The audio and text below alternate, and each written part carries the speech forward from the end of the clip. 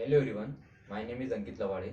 Today is 18th of October 2022 and the topic for the today's video is what is database transaction.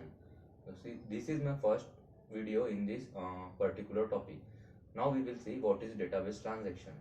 So a database transaction is a sequence of multiple operations performed on a database and all serve as a single logical unit of work taking place fully or not at all.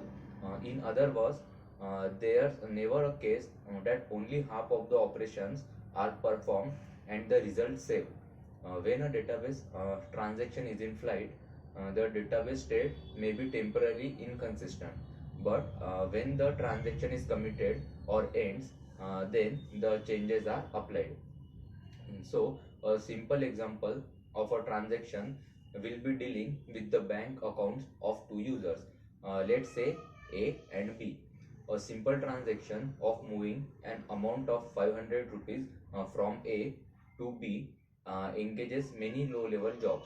So, as the amount of rupees 500 gets transferred from the A's account to B's account, a series of tasks get performed in the background of the screen.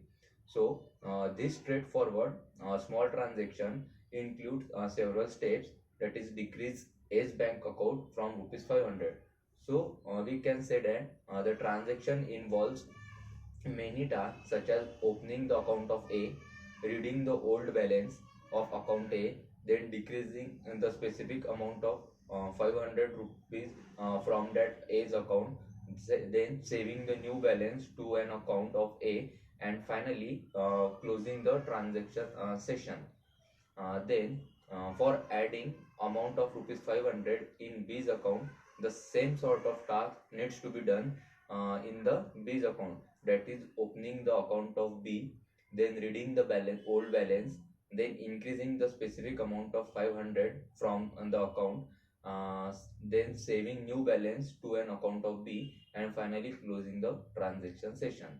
Now, if our database is running this transaction as one whole atomic unit and the system fails due to a power outage, so the transaction can be undone.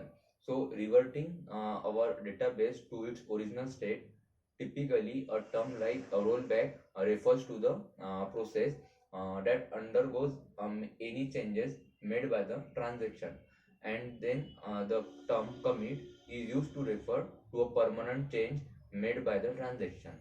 Now we will see how do the database transaction work. So before we learn about an how the database transaction works, let's explore why they are needed in the first place. So the system failures are inevitable, and these cases a transaction provided a way to ensure that the outcome is reliable and consistent. This means that the state of the database reflects all the transaction changes committed before the point of failure, and that transaction that were in flight at the failure point are clearly rolled back. Then the second point is when multiple concurrent requests are hitting the database server, changing the same underlying database simultaneously, the transaction must be isolate request from each other to avoid conflict. So the during its life cycle, a database transaction goes through multiple states, and these states are called transaction state, and they are typically, that is active state, partially committed state, then failed and terminated state. So this is all about the database transaction. Thank you.